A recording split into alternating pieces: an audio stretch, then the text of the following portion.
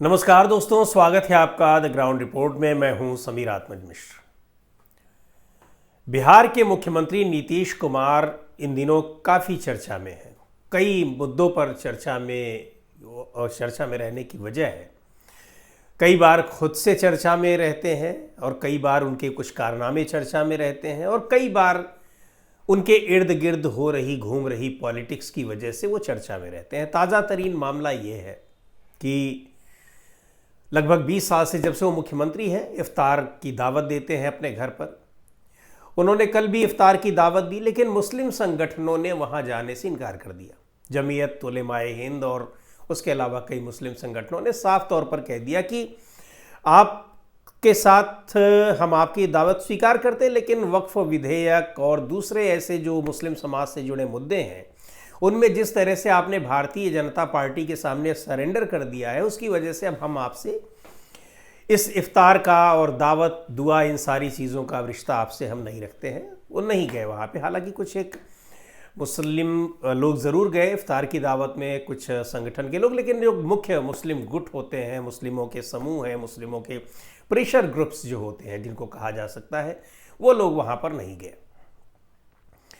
और इसमें जो बातें उन्होंने कही नीतीश कुमार के लिए, वो भी बहुत महत्वपूर्ण बात है कि क्यों नहीं जा रहे हैं, जो वजह बताई। आने वाले दिनों में 5-6 महीने के बाद बिहार में विधानसभा चुनाव है।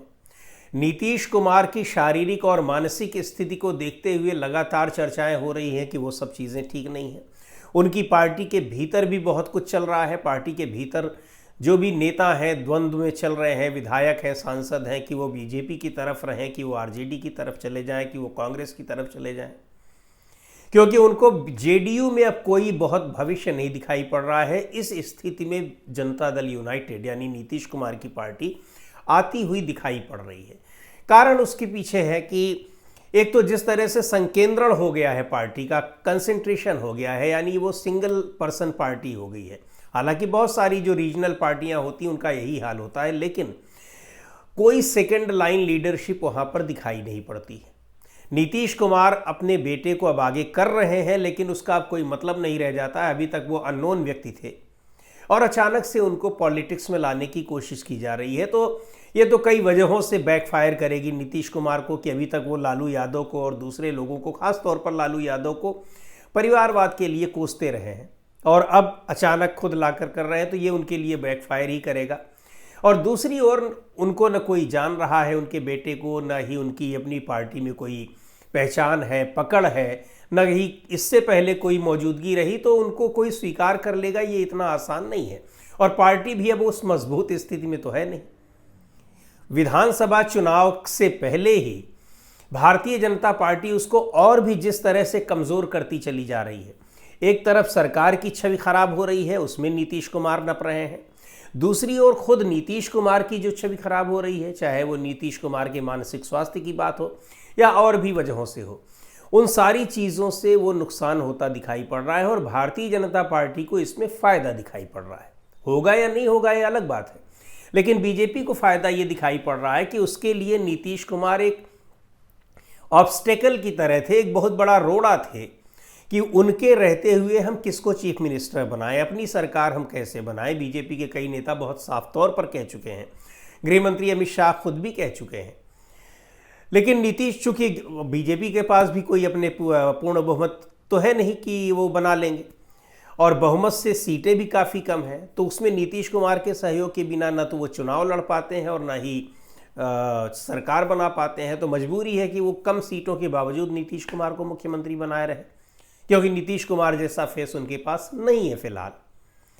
तो अब उनको ये बहाना मिल जाएगा कि नीतीश कुमार अब मुख्यमंत्री बनने लायक नहीं रहे। मतलब कहने का कि जो बात अभी विपक्ष कह रहा है, बीजेपी वही चाहती है कि नीतीश कुमार के बारे में वही सारी बातें कही जाए और लोगों तक ये पहुंचे, जिससे सरकार पर पूरी तरह से क्लेम बनता चला जाए भारतीय जनता पार्टी का, और चुनाव से पहले वो नीतीश कुमार की पार्टी को इतनी बार्गेनिंग कैपेसिटी भी ना मिल पाए कि वो भारतीय जनता पार्टी से ज़्यादा सीटें हासिल कर ले। अभी तक तो बीजेपी के साथ वो आधी आधी सीटों पर समझौते की बातें हो रही हैं, लेकिन बीजेपी पूरी तरह से ये चाहती है कि नीतीश कुमार को वो 100 से नीचे ही सीटें दे। तो ये नीतीश कुमार की अपनी पार्टी के लिए कितना खतरनाक हो चुका है ये सभी को पता है। नीतीश कुमार को पता है या नहीं ये देखने वाली बात है। नीतीश कुमार बीच में दिसंबर जनवरी के महीने में ऐसा लग रहा था कि शायद गठबंधन को तोड़ देंगे और एक बार वो फिर गठबंधन इंडिया गठबंधन की ओर जाएंगे, लेकिन ऐसा हुआ नहीं। उसके पीछे बताया ये जा रहा है कि नीतीश कुमार को बीजेपी ने कह दिया है या उनको लटकाए हुए हैं कि हम आपको चीफ मिनिस्टर का कैंडिडेट घोषित करेंगे, और यही एक आश्वासन या तो ये दिया गया है या फिर इस आश्वासन की उम्मीद में है नीतीश कुमार कि उनको घोषित कर दिया जाएगा। लेकिन इस काम में इतनी लेट लतीफ़ी बीजेपी कर रही है कि आने वाले दिनों में नीतीश कुमार आरजेडी के साथ भी किसी गठबंधन की उम्मीद नहीं कर सकते हैं, क्योंकि इंडिया गठबंधन भी उनको अब पूरी तरीके से अपने से दूर ही कर चुका है।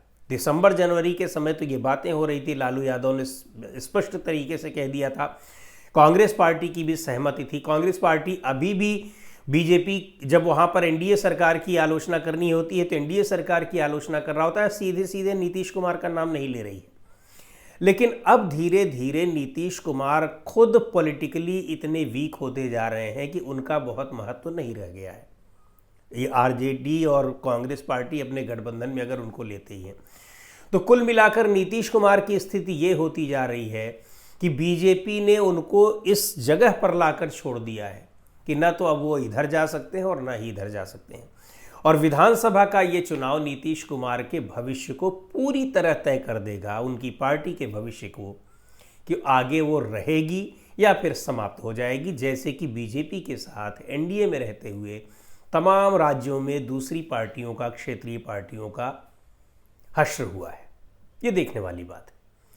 तो दोस्तों, आज के इस वीडियो में इतना ही। अगले वीडियो में फिर मिलेंगे एक नए विषय के साथ, एक नए मुद्दे के साथ। द ग्राउंड रिपोर्ट के यूट्यूब चैनल को आपने अब तक सब्सक्राइब न किया हो तो ज़रूर कर लें। हमारे वीडियोस को लाइक करें, शेयर करें और अपने सुझाव भी हमें ज़रूर भेजें।